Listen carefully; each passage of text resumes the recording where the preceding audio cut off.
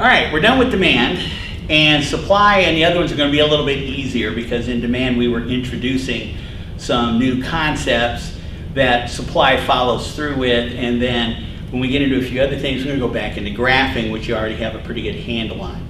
So let's go straight with, what is supply?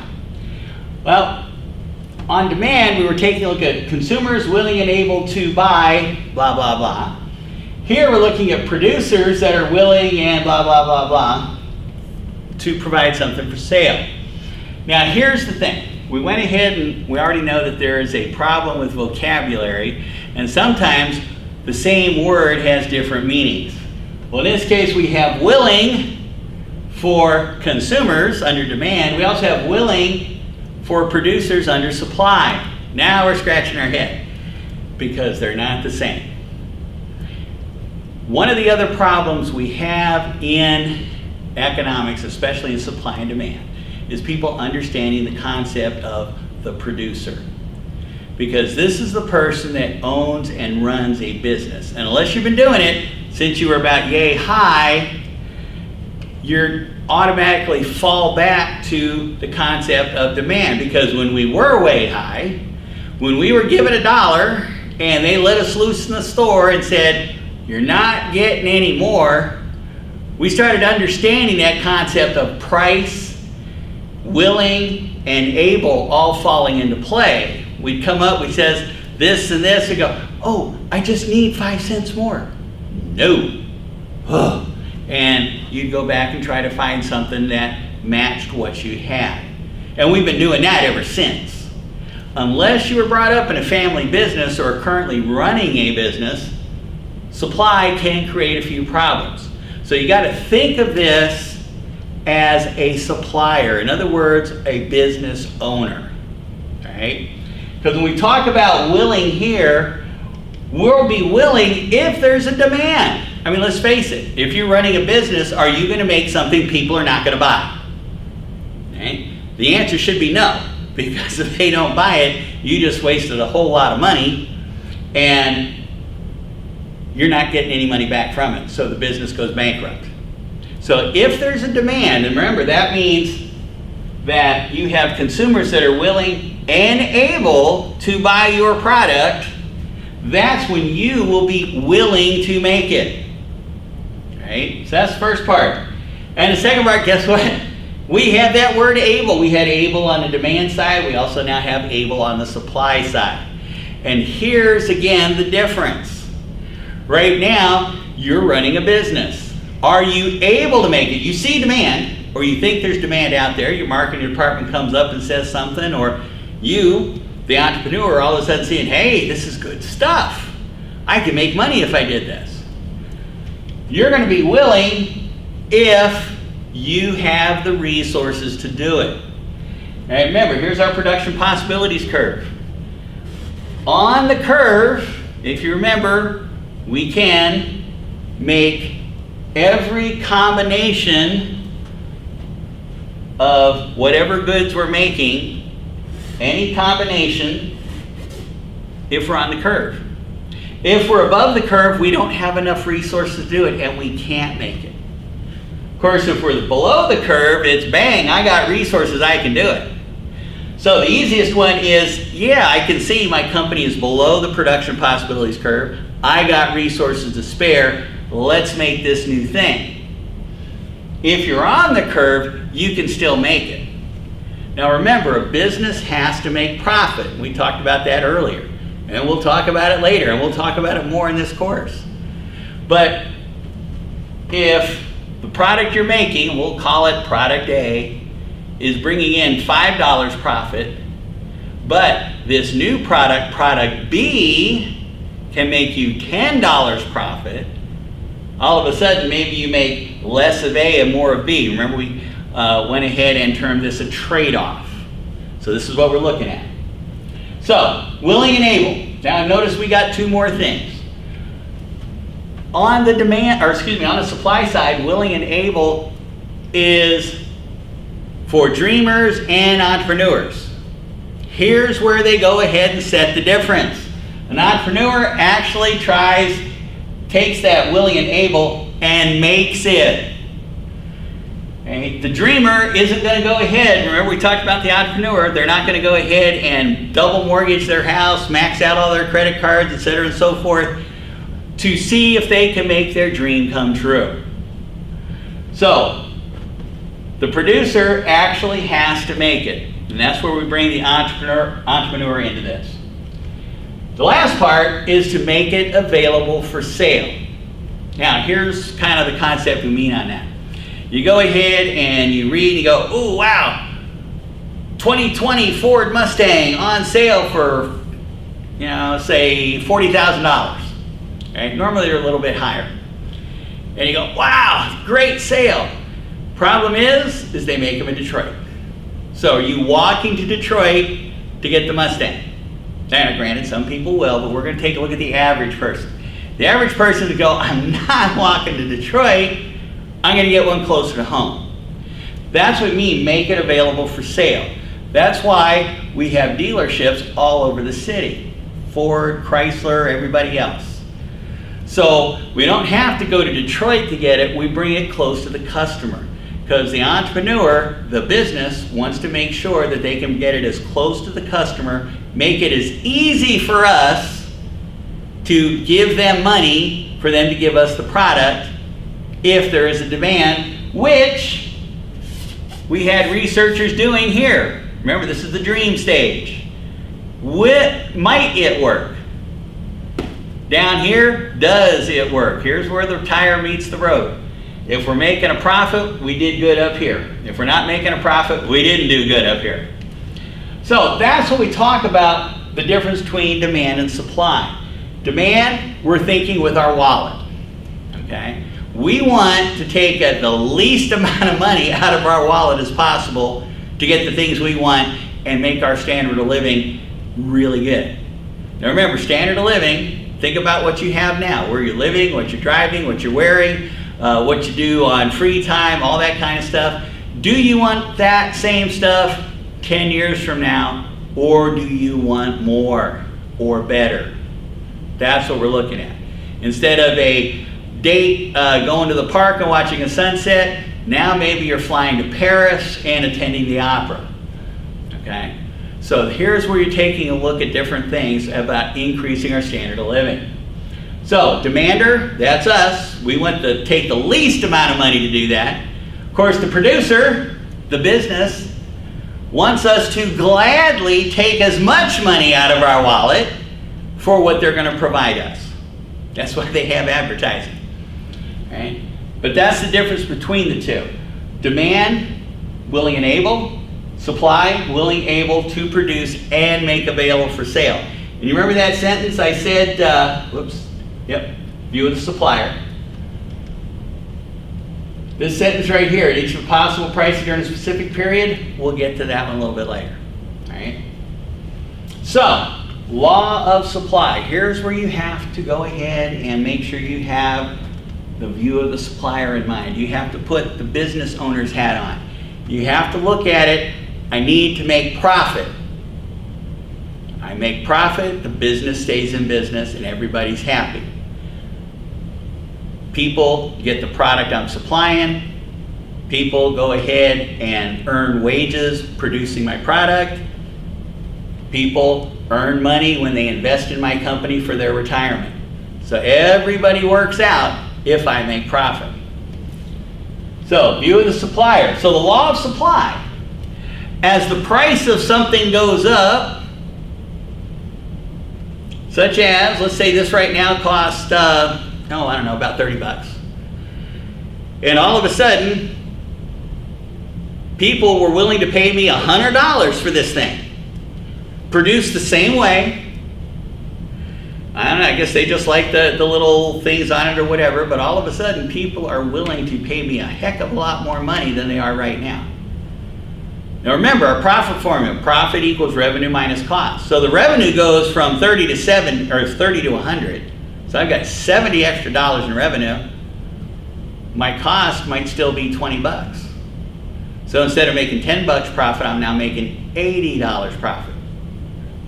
So if the price keeps going up, which means people are buying it at those prices, do we want to make more or do we want to make less? Well, if you want to make profit, we make more. And you want to go out of business, you make less. So the price, when we talk about the law of demand, looking at it from the business owner's view, as the price goes up, we're going to make as many as we can. If people are going to take $100 out of their wallet and hand it to me for one of these, I want as many of these on the shelf so I get as many $100 bills as I possibly can.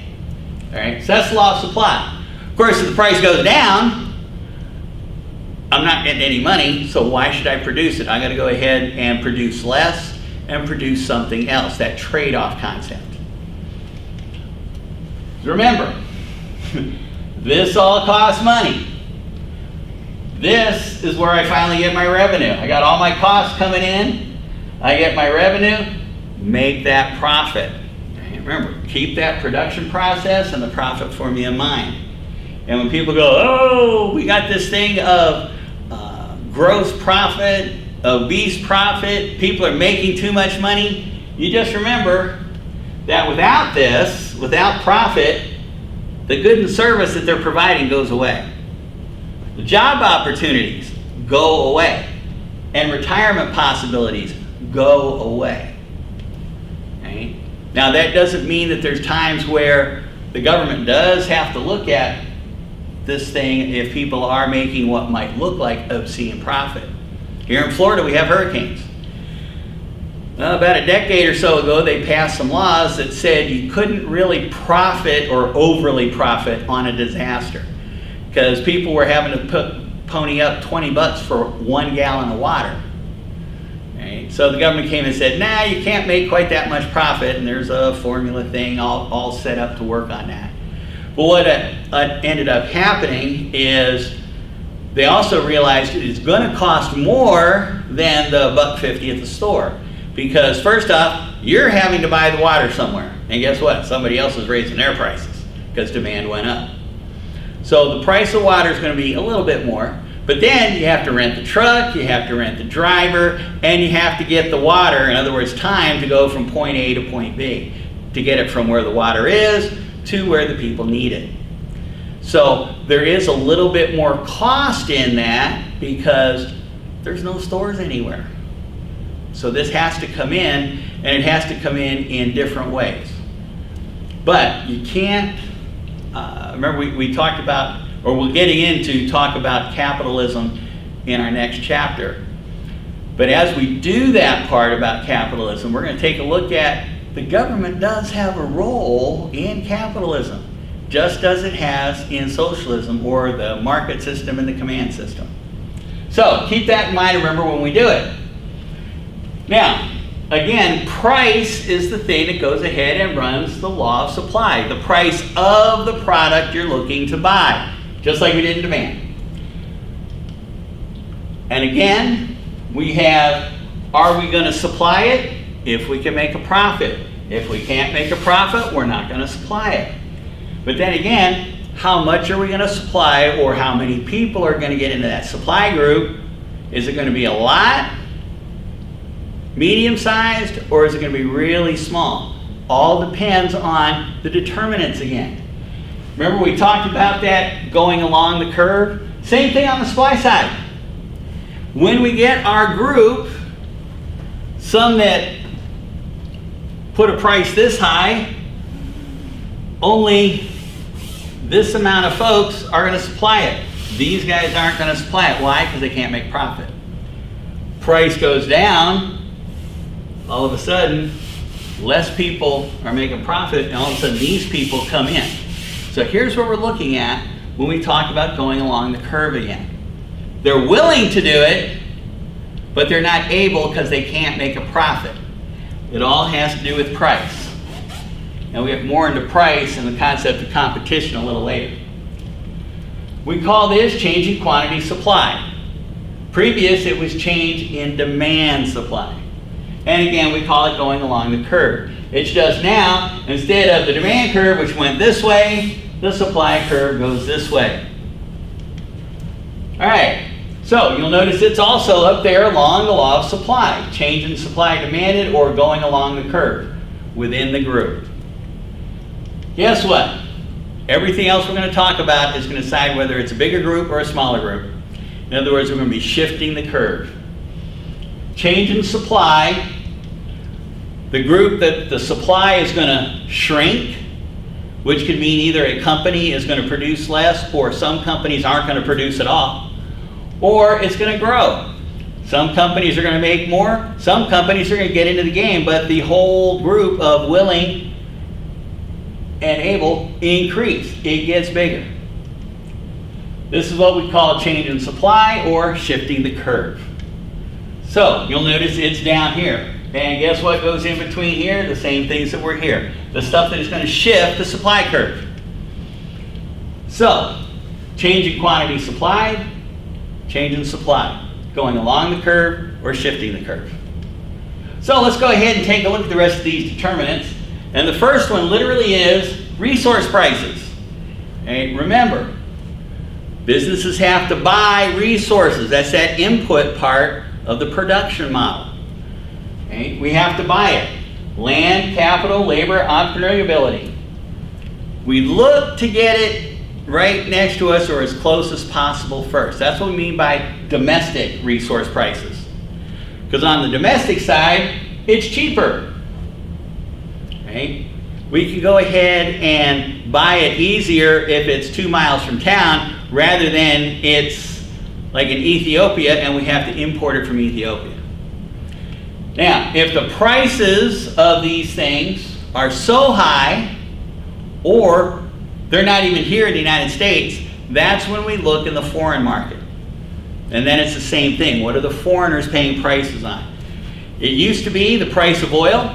If it went up, all of a sudden we were having all kinds of problems because not being energy independent, we didn't have enough oil domestically to provide our supply. We had to go to the foreign market, which raised the price or the cost of whatever we were making, such as gasoline, which raised the price at the pump when we went over to fill it up. Remember 1908 through like 2008 to 2014, that time era, when gas went up to 4 or 5, in California it was 6, in some places $7 a gallon. It was because the oil price was so high. Today, I'm sitting here, and yesterday, my mom got gas for $1.45 a gallon. Okay? Big difference, because not only are we energy independent, but because there's a huge supply. We'll get to that in the next segment. So, domestic or foreign prices. The prices go up, the cost goes up. Because revenue stays the same, but the price or the cost of the resource that we're buying goes up. Revenue equals, or profit equals revenue minus cost. We got more revenue, all of a sudden that profit goes down. So they have to raise the price to keep the profit up because they need that profit to stay in business. Technology. If we come up with a way to make things better, faster, and cheaper, it lowers the price. Right? That middle block of our production model, where we combine the outputs, we bought all of our resources, land, labor, capital, entrepreneurial ability, and now we're going to go ahead and make those things in some kind of a process to give us a final product. If technology lowers the cost of doing that, we lower the cost, revenue stays the same, profit goes up. Go, ooh, why don't we do that? Well, what if the company right next door, they do that, and we go, well, wait a minute, cost went down, profit's going up, but we're making this much profit already. Why don't we just reduce the price a little bit, so we're only making this much profit, not what they're making across the street, but the price of our product is lower. Guess what happens? Price of the product, are they going to the person that's selling it for 20 bucks a unit, or are they coming to buy it from us and we're selling it for 15 bucks a unit? They're coming to us, and our profit's still going up. For you microeconomic folks, we'll get more into that later. But if we take technology away, all of a sudden that cost skyrockets again. We want to go ahead and eliminate all fossil fuels. Right? There's some good points for that. Yes, it is a pollutant? No, we are not polluting more than we did. As a matter of fact, we're producing less than we have, let's see, since 1974, I believe. Our noxious greenhouse gases, we've reduced down to that level. It's all the other countries that are going up. And why? Because we're so technologically advanced. It's not that we reduced all of our power consumptions. No, our power consumption is going crazy. But we designed better and more efficient emission controls. Now, if the rest of the world had those, we wouldn't have a problem with greenhouse gases. But here's the thing. We want to switch from fossil fuel to alternative energy. Our alternative energy options might be, we don't have a lot of time with fuels anymore. Well, wait a minute, what are you talking about? Well, we got to turn the electricity off 3, 4, 5, 6 hours a day. They call it rolling brownouts. Or we have to pay more, or both. So think about your electricity bill times 4. That's where some estimates put it for electricity. And where do you get that money from? You got to buy less of something else. So just to maintain your current electric level at home, your standard of living on everything else goes down, so your overall standard of living goes lower. I go, well, we got to do something. Well, let me go ahead and give you this example. At the turn of the 19th century, electricity didn't light our house. Whale oil did. That's why we're out there slaughtering all the whales, which we're not doing so much anymore. But fossil fuels, not ready for prime time. You couldn't replace the whale oil with the fossil fuel because you couldn't figure out how to make it cost effective to do that.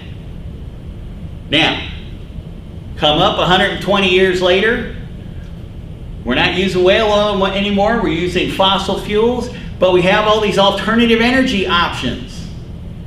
And one day, they will be what I call ready for prime time. In other words, they'll be ready to replace fossil fuels like fossil fuels replace whale oil. It just takes somebody to go ahead and turn that switch, figure out how to do it. We've got a lot of ideas right now. There's somebody over at the University of North Florida that's actually trying biofuel with weeds. And it's somewhat successful, but it's not ready to replace fossil fuels in our standard of living. And if you go, well, we got to do something. Yeah, but keep in mind, our fossil fuel levels are going down, our energy levels are going up. The rest of the world, the energy levels are going up, and their fossil fuel pollution is skyrocketing. Ours is going down, theirs are going up. The more advanced nations should be helping the other nations reduce theirs. Russia, China, India, those are the 3 biggest polluters in the world. Right? Yes, next to us, but ours are coming down, those are growing up. And China is more than we are, and has been for probably the last decade. All right, so technology, anything that goes ahead and reduces the cost, better technology, it'll increase profit. We go ahead and more people are able to do it. So it gets bigger, we shift to the right. If we take technology away, all of a sudden it costs more, less people are producing it, we shift to the left, and all of a sudden some people don't have jobs.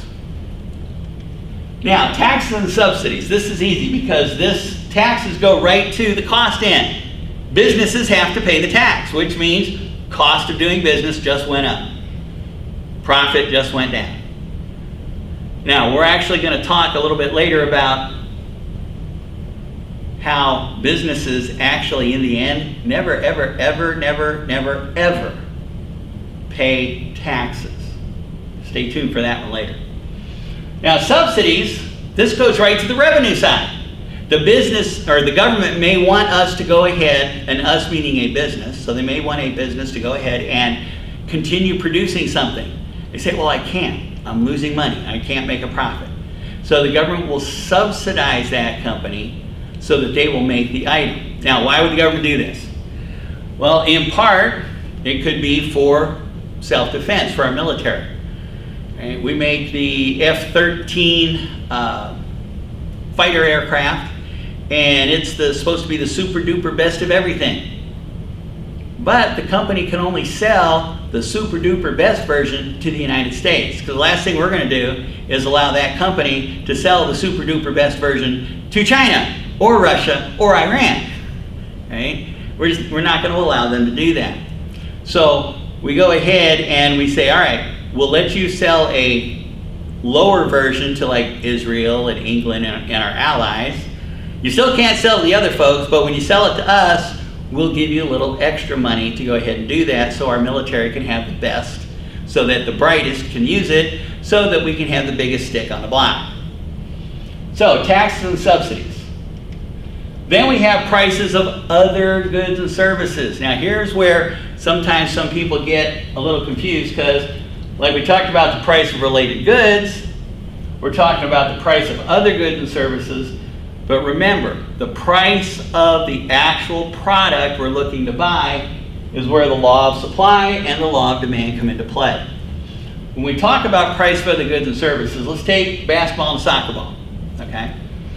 Basketball, soccer ball, difference in production, you know, a little bit of material, change the mold, that kind of stuff. But the rest of the production process is basically the same. So it's easy to make one or the other.